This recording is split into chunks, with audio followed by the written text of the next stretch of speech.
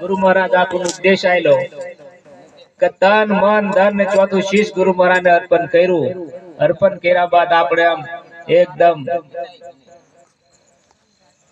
જેમ કેવું આપણે કઈક માથે કઈક વજન લીધેલો હોય ને ઉતારી લઈએ આવું થઈ જવા જોઈએ કે મારું સહજ નહીં એમ કહીશું. બરોબર, આવા હલકા થઈને આપણે આ ભક્તિ કરવાની છે.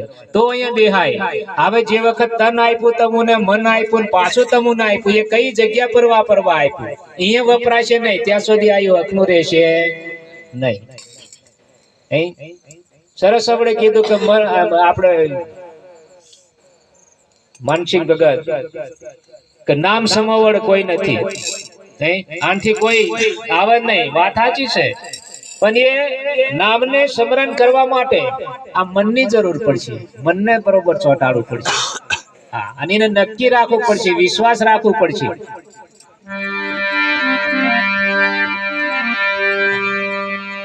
પછી મનને તો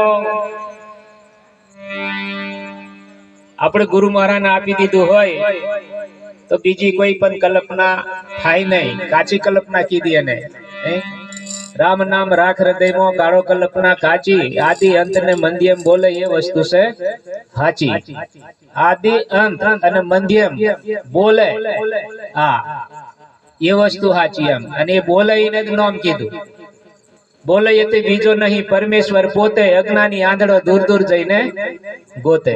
મન તું અડકું ક્યાં થડાય હે